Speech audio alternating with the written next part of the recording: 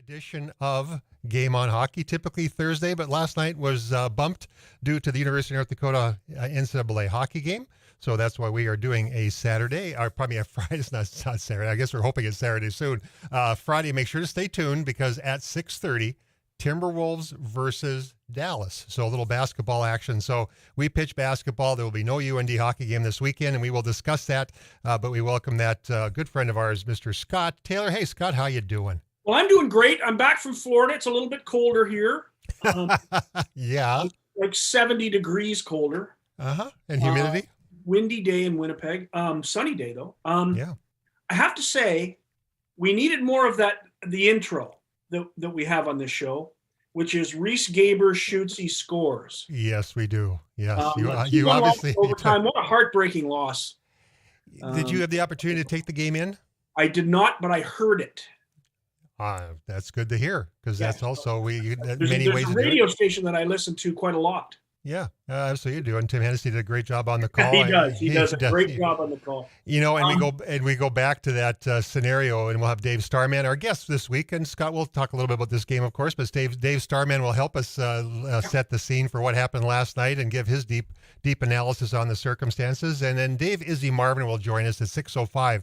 He is the War Road, or give or take a minute or two, at 6:05. War Road Warriors women's hockey coach, state champions. But we'll also talk a little bit about life as well. And his son, the Max Foundation, will discuss that as well.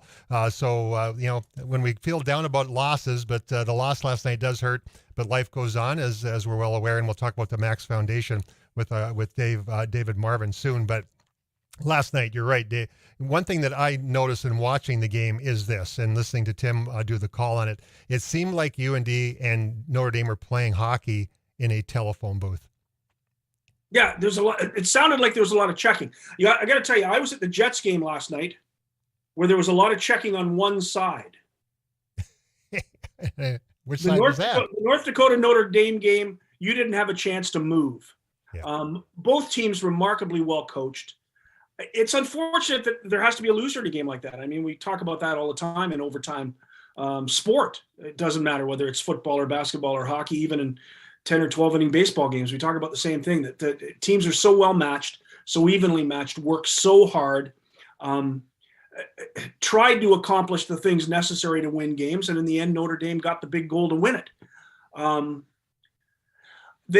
Notre Dame did not outclass UND. Both teams played brilliantly defensively. Both teams got solid goaltending.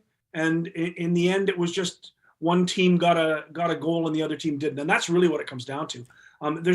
You don't have to do a lot of analysis of a game like that. You talk about playing within a phone booth. You look up, and I see games like this in the Stanley Cup playoffs. You look up and you think every team has 7 or 8 guys on the ice, because there's always somebody on the puck carrier. There's somebody ready to help defend. There's all sorts of puck support in the corners. And both teams did that last night. It's tough for the fans of the Fighting Hawks that they came up short. You know, when you look at the goal scoring opportunities is the one thing that I did notice. By the way, I listened to Game on Hockey with Scott Taylor and Travis Dunn. The one thing I did notice last night was the fact that UND had a difficult time getting to the net, and the scoring opportunities were leaned a little bit towards Notre Dame, and Zach Driscoll made some just amazing toe saves. He was on top of his game. But when the opportunity, Reese Gaber may have missed the penalty shot, but he set up Connor Ford in the slot, wide open by himself, and he shot the puck wide. You got to make the goaltender make the save and go for the rebound. In that case, you when you're given the opportunity in a game when you don't get many opportunities, you have to make them pay off. Yeah. Teams these days are getting 8, 10, 12 solid scoring chances and scoring 2 and 3. Goaltenders are so much better than they've ever been in the past. And the goalie equipment, we've talked about that dozens of times, is so much better than it's ever been. I had a friend who played goal in the 60s, and he said, every shot I took hurt. Yeah, and you ask a goalie today with the equipment that he wears, he barely feels it when it hits him. Yeah. He knows it hits him, but there's no pain involved.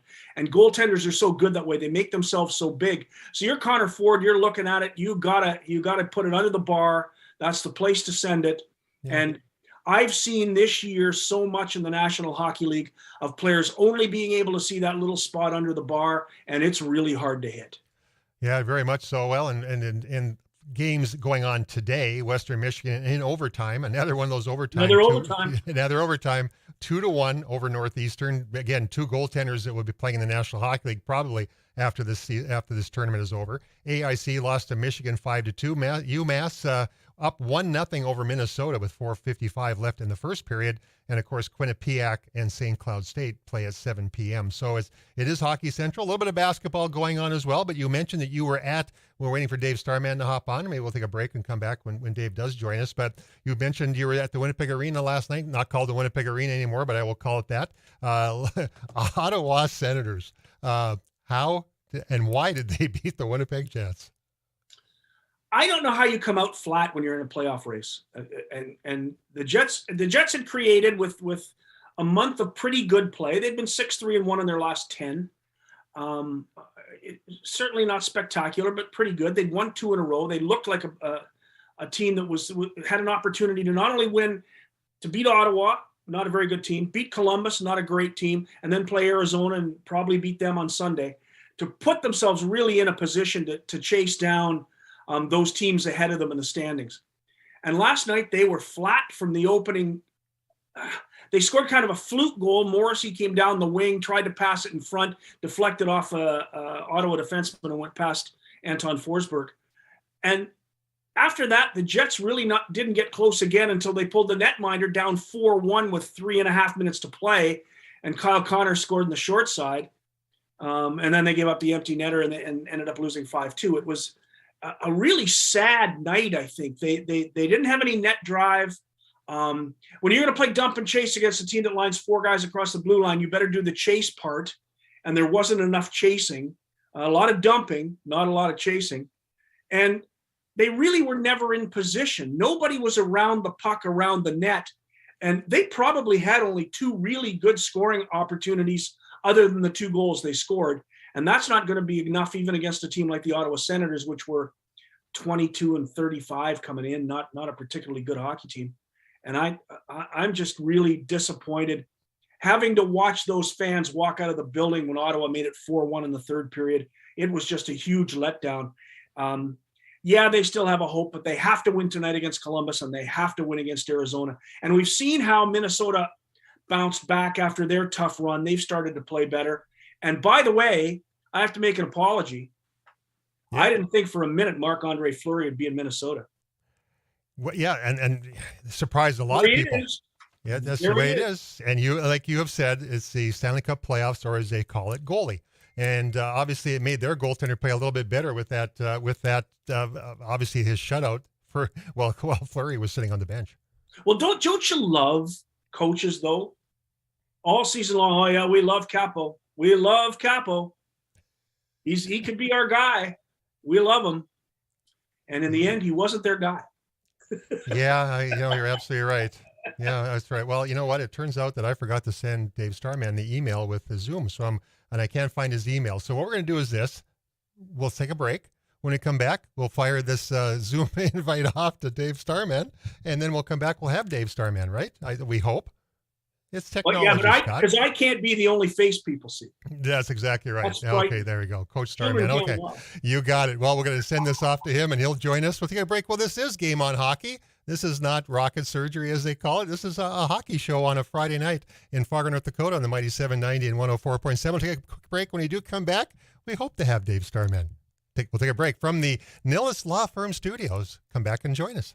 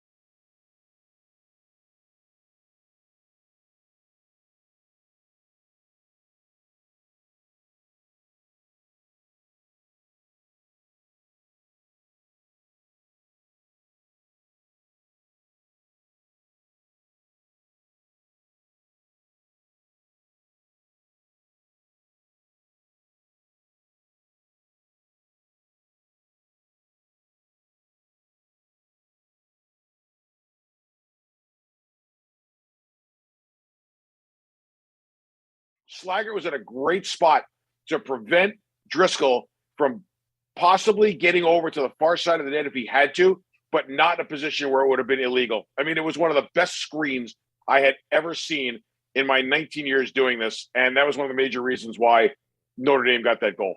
And he doesn't, and Slaggert does not get any kind of credit other than the fact that the team and people like you know to analyze that, but there's no assist on the board for him. But it was probably the best assist and the only assist of the entire night that was important, obviously, in the overtime. It's funny. I said it on the air. I said Landon Slaggert's not going to get an assist for it, but he should get a whole lot of credit. I mean, it was, like I said, it was a textbook screen. It's funny because that's exactly where I heard it. It's great. You take things from great minds. Go ahead, Scott. You got a question. Your thoughts on Reese Gaber's performance? Of course, we're up here in Manitoba, and from the west side to the east side, it's Reese Gaber fans. What did you think of how he played last night? I'll tell you this. I don't know if there's enough good things I could say about that kid, as a person and as a player.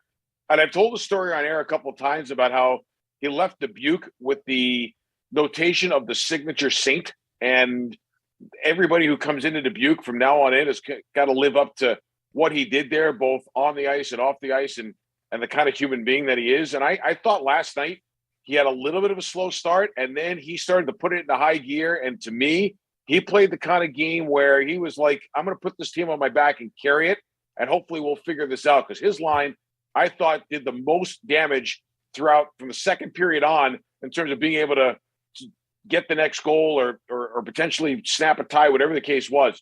The penalty shot was interesting. And it's funny. I'm going to go back to the 2009 World Junior Championship for 1 second. Jordan Schrader, that entire World Juniors, University of Minnesota, scored wrist shot after wrist shot after wrist shot. And I find Reese Gaber to be a very similar player to Jordan Schrader.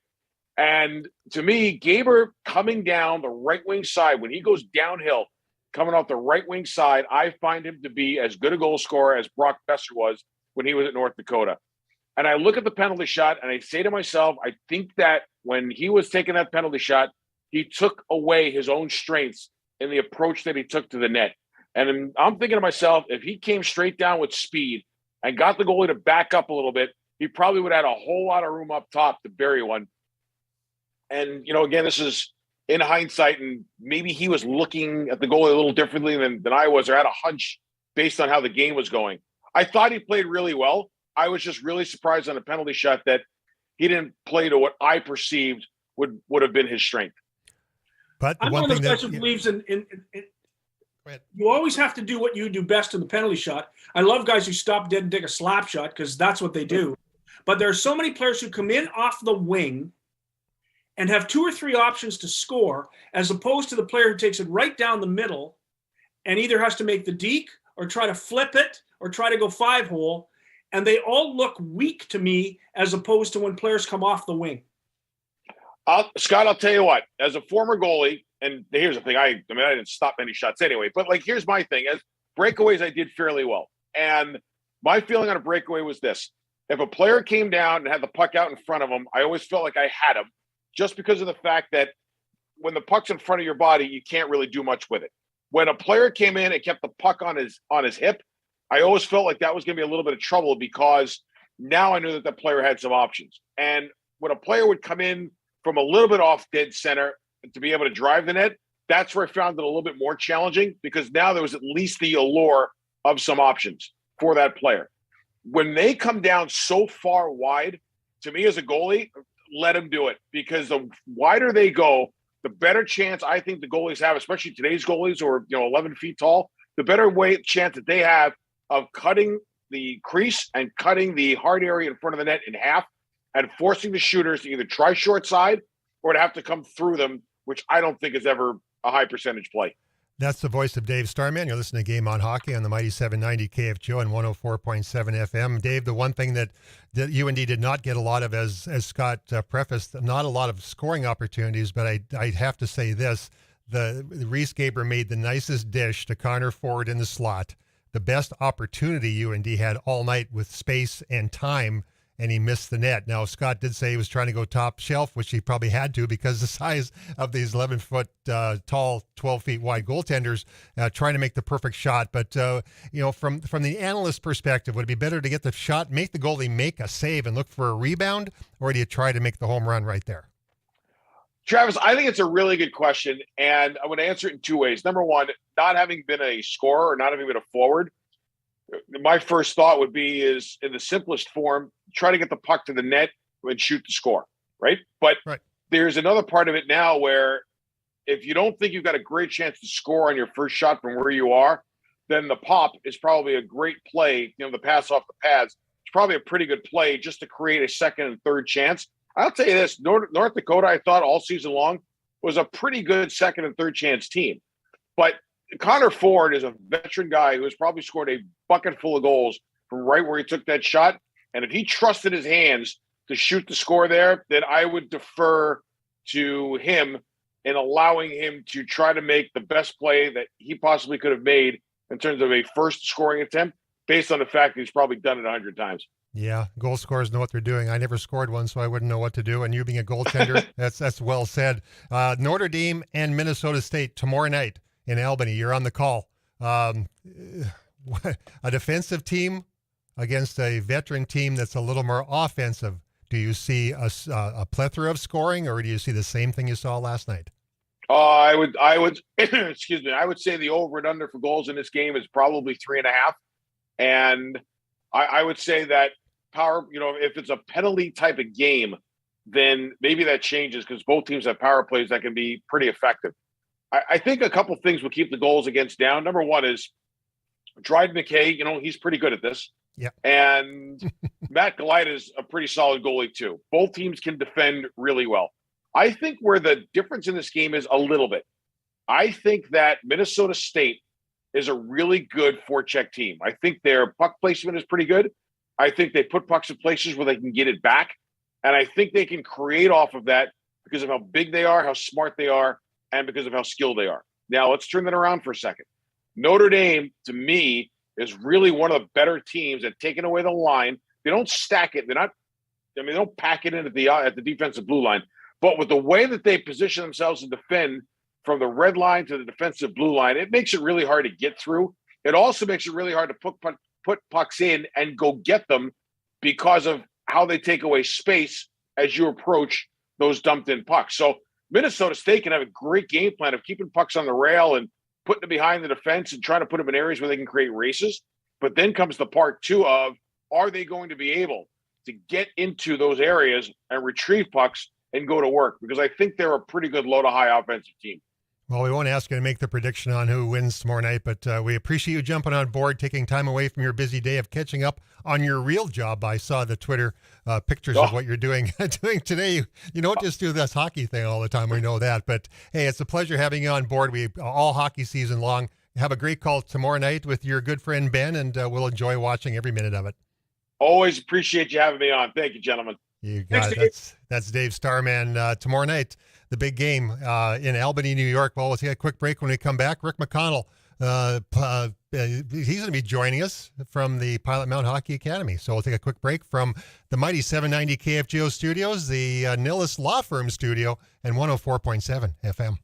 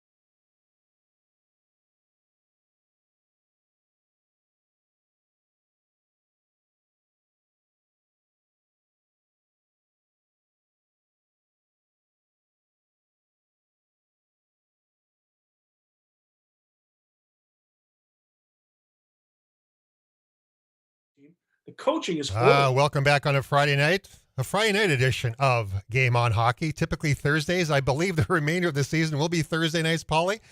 We think. I hope so. We hope so. And 6:30. Make sure to stay tuned as the Timberwolves take on Dallas in the NBA basketball world. So a little basketball after, UND hockey is over with. So no more UND hockey following us on any given night that we're doing this particular show. This is the Nilles Law Firm studio, and established in the early 1900s, the Nilles Law Firm provides legal services in more than 10 areas of practice, including business and corporate law, estate planning, wills and trusts, probate, commercial litigation, adoption services, as well as real estate. A division of Nilles Law Firm is Northern Title, which provides complete closing and escrow services along with title insurance policies for all types of real estate transactions in North Dakota as well as Minnesota.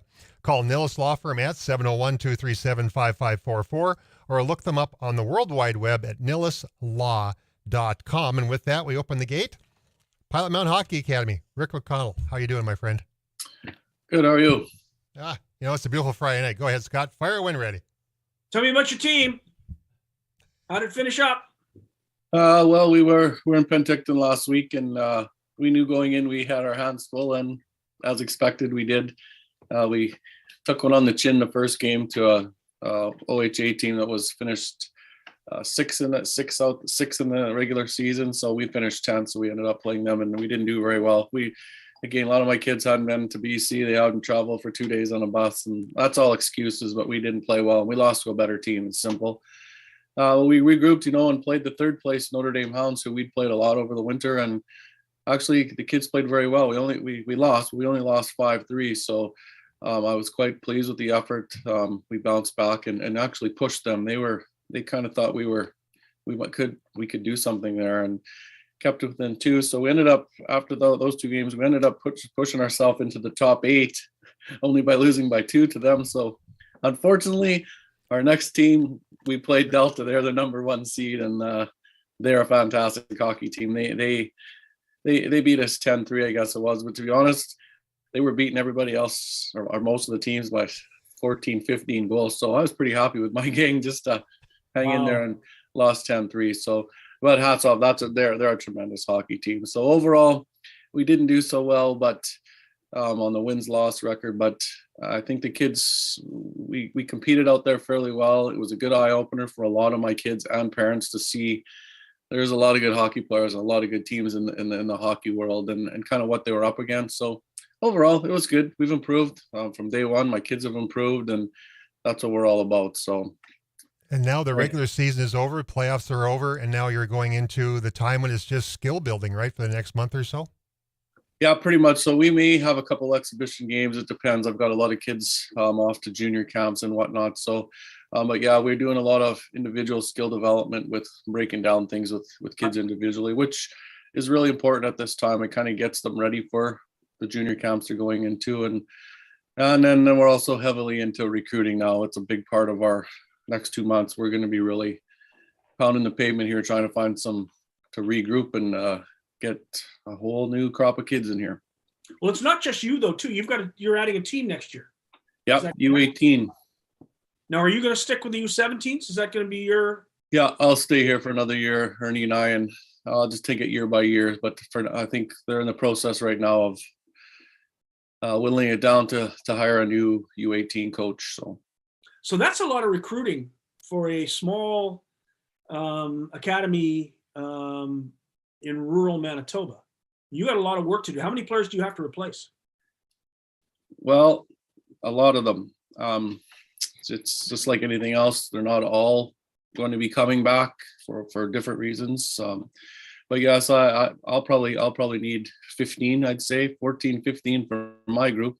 The U18s are going to need, depending on too, like we got guys that can obviously advance with Asian and stuff. So we're going to need quite a few guys. But to be honest, we've had a lot of interest. I'm quite pleased with the numbers we're getting in. And again, we got to see them play and whatnot. But we have a camp coming up here the end of April.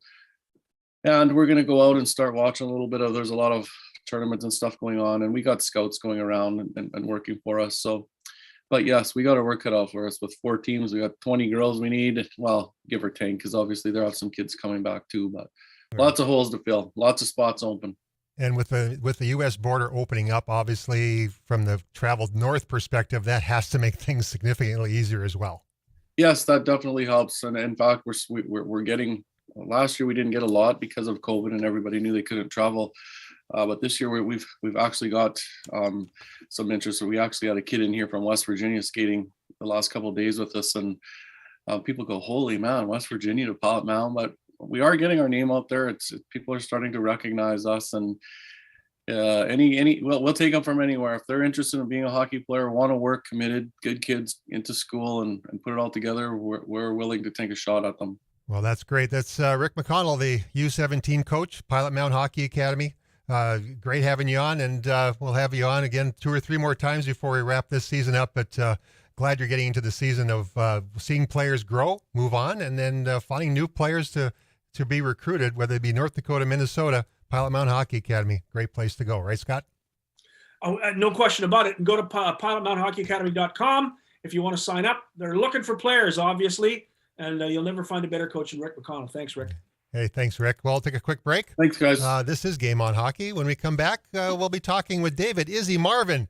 He is the head coach of the Warroad Warrior Women Hockey Team, state champions. And when you go on Zoom, you'll be able to see the trophy in the background. We'll have David Marvin on after the break. You're listening to Game On Hockey in the mighty 790 KFGO and 104.7 FM. Hi, Coach.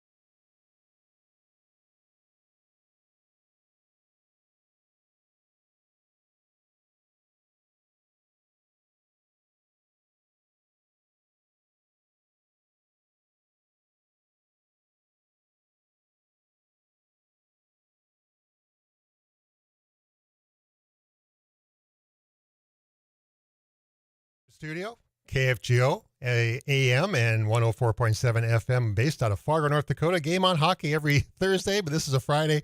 It'll be Thursdays the remainder of the season, I believe. I don't think we'll be preempted. I'm Travis Dunn along with my partner, Scott Taylor. Producer, Paul Alliance does a great job of keeping this thing going each and every week. We certainly appreciate you tuning in. Tomorrow morning on 740 The Fan, the sister station, I have another show called Around the Rink. And the guests there will be Cody Haskinen, a former Fargo player who finished his career at Cornell.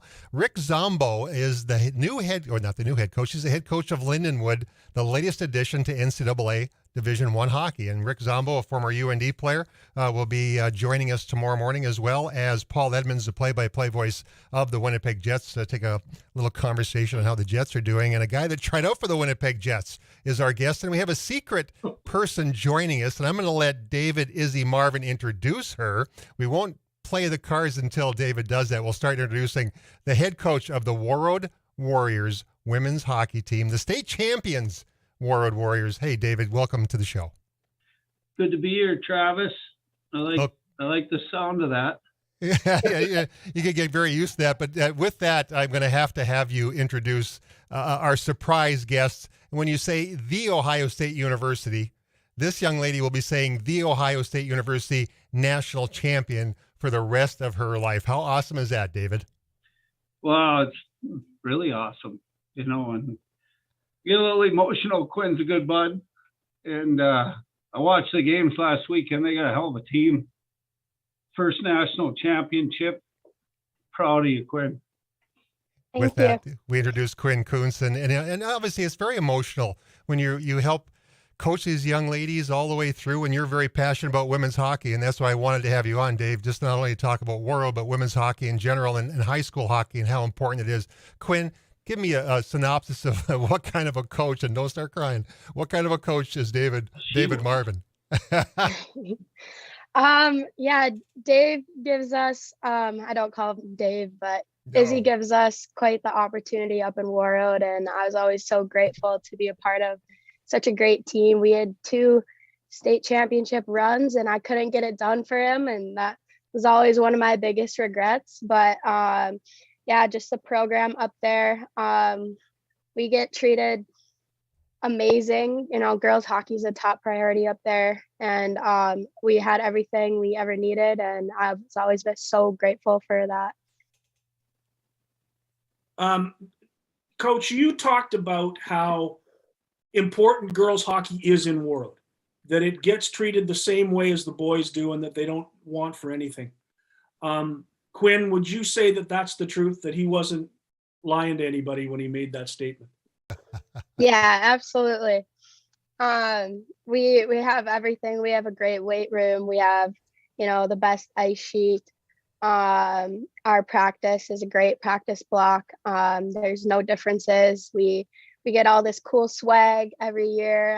We're all matching, and we ride in style, and it's really great. So tell us about Ohio State. Tell us about your victory. Yeah, this year has been, one of the best years in our Ohio State program. We have never won a national championship before, so it's just an honor to be a part of this team. It's a crazy ride. We also won the WCHA, which, in our opinion, is the toughest league in CAA. But yeah, it was just a crazy ride. Once we won that tournament, we kind of knew that we were going to win the whole thing. It's kind of a joke. Whoever wins the WCHA will go on and win the national tournament, and that's what happened to us. And it was just a really great experience. So how does a young person from Warroad, Minnesota, with probably all the opportunities you had to go to a lot of schools, choose Ohio State? It was kind of a weird ride. I really wanted to be in the WCHA because I wanted to play close to home, close to Minnesota. We play all the Minnesota schools multiple times throughout the year. So that was always important to me. And academically, I really prioritized my academics. So I knew Ohio State was a great school. I knew they had a lot of resources. And on my official visit, I just kind of fell in love. And you could just kind of feel the energy on campus, and I didn't want to go anywhere else. And it's been really fun. have any opportunity to go to football games? I've been to quite a few football games. They're awesome. Is that as good fun as it looks like? Yeah, I've actually been on the field a few times, and there's over 100,000 people there. It's insane. That's the voice of Quinn Kuntz. She is a national champion, the Ohio State Buckeye women's hockey team, newly crowned, newly minted, with big rings to come. And one thing I know Izzy does not have is a national championship ring, but I think you may have a WCHA championship, didn't she, Izzy? No, I got 3 Allen Cup rings and 3 state Minnesota rings, but Quinn's got something I didn't get. The Sioux won it the year before I got there, and you know what, I think Quinn might have had 2 by now if it weren't for COVID. They were rolling a couple of years ago. They beat the Gophers in Ritter Arena, and they shut them down. And you guys were good that year too. And so they've been coming. But yeah, Travis, you and Quinn got something in common. I wish I had. I was just watching the Gophers. They're getting beat by UMass and sitting by Nick Anthony, and he's got a couple rings and he's rubbing it in pretty good. So yeah, can't win them all, Travis, I guess. Well, the score is 3-1, and with 15:45 left in the second period, according to my phone, 3-1 UMass over Minnesota to this point. Well, Izzy, obviously you had a pretty successful season yourself. The Warroad ladies, they managed to deliver under the pressure of the Minnesota State High School tournament. And talk about playing in front of that many people. I mean, you play in front of a lot of people in Warroad, but when you start cranking it up to the 15,000 level, that puts a different pressure on, doesn't it? Well, we don't get that many, Travis, but you know, we won the state title in 2010 and 2011, and since then we've had about 4 seconds and 4 thirds, and we've been close and really close with Quinn 2 years in a row. And it just, I think that's the thing about winning is you need to get a bounce, and you need to be all on the same page. You know, reffing can matter sometimes too, and one of them it did. But it's special when you can win, and it's tough, you know. But we've done it. We've done a good job here in Warroad. We have tremendous alumni. One of my former players got named captain at Merrimack. I just found out. That's pretty cool. Not surprised. She's leader. But yeah, we've got a good thing here in Warroad, and I think your listeners should know that Quinn actually moved here from Grand Forks her junior year, and that, to me, that speaks volumes that someone like her would choose to come here. Her dad is a Sioux football player, a very successful architect in Grand Forks with Icon, and so anyways, that's we should say that, and so we're very fortunate to get Quinn, and so we never had a national champion as a girl of all our alumni, and then 2 years ago, Katie Kotlowski won it with Wisconsin, and then this year Quinn won it, and they graduated together from Warroad, so that's pretty awesome. Then they'll definitely be on a wall of fame with each other, I'm sure. Well, we have to do this. We got to take a quick break. You guys all hang in there. You can't see me because my camera's not working, but that's okay because I can see your beautiful faces, and we'll come back and carry on this conversation with David, Izzy Marvin, Quinn Kuntz, and Scott Taylor. And listen to Game On Hockey on the mighty 790 KFGO and 104.7 FM.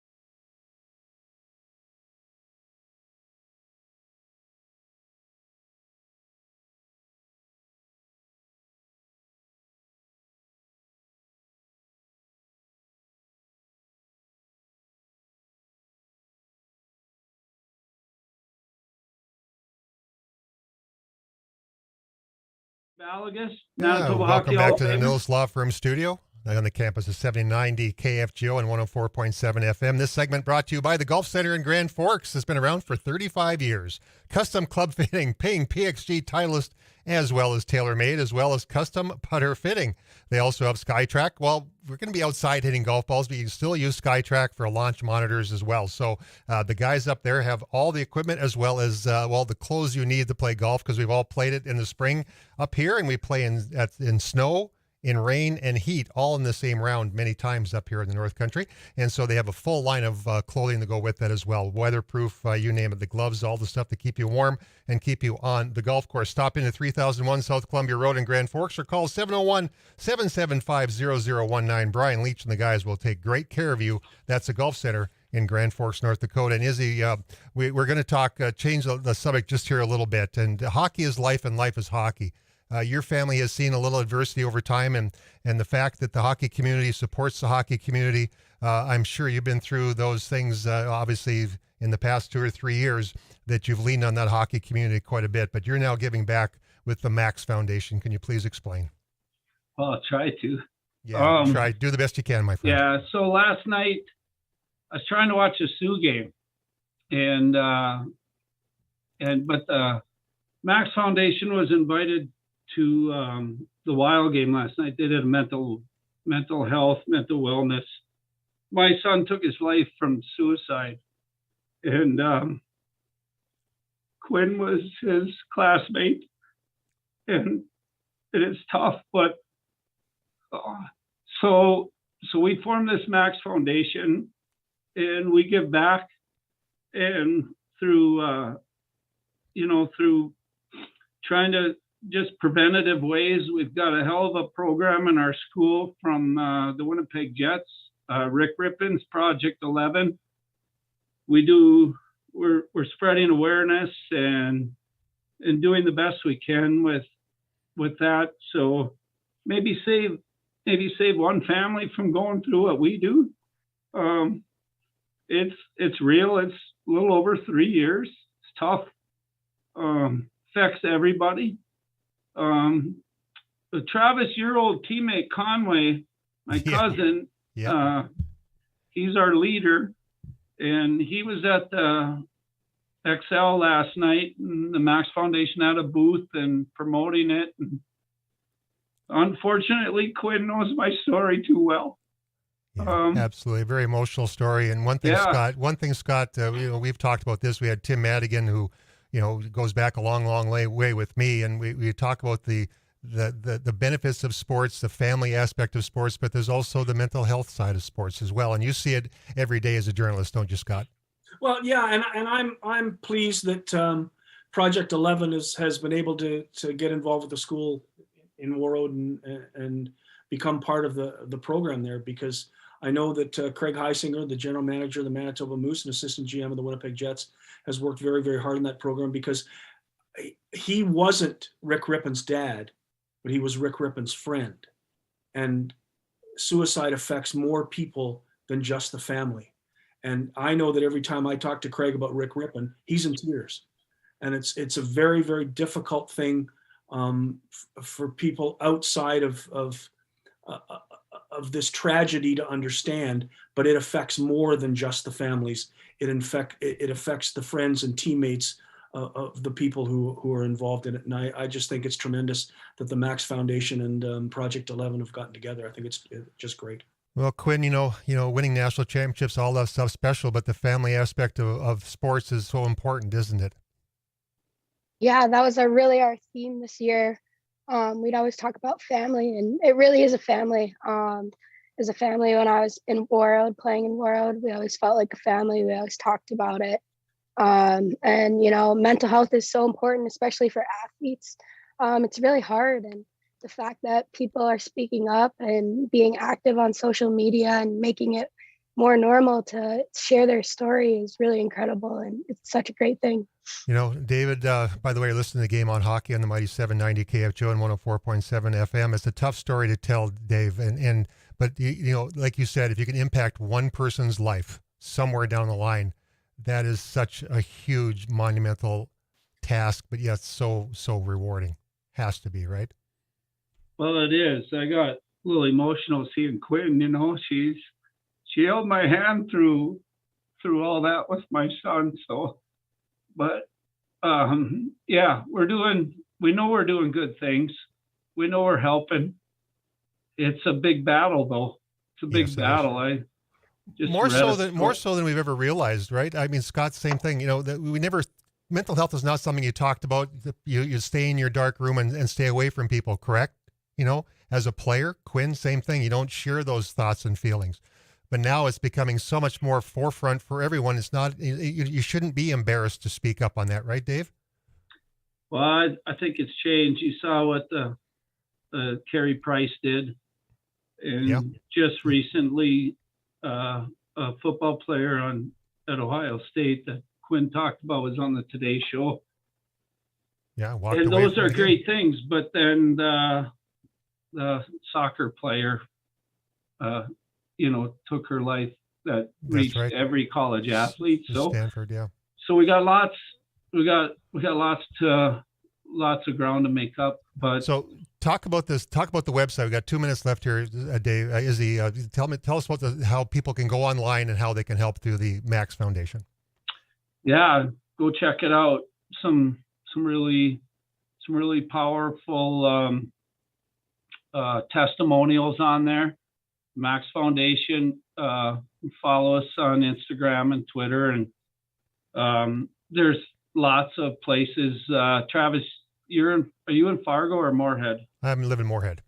So you got the 3M people there that are doing tremendous things, and there's so many, and I really feel like we're making progress on the ability to speak up about it and talk about it. Absolutely. Well, in the last minute or so, sorry to have to cut you off. We're running out of time, Dave. But what we'll do is, and Scott and I have talked about this, we'll bring Tim Madigan in with this conversation with David at Izzy with some point. The importance of sports, the importance of the family aspect, and the importance of health, mental health, which he had challenges with as well. But we run out of time for this particular show.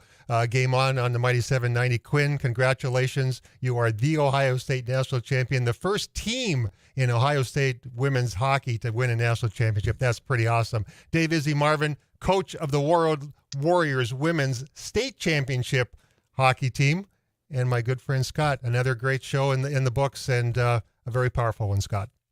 Yes, and thanks to Quinn and Coach Marvin. I'm glad to be part of it, and I hope we all get to talk again soon.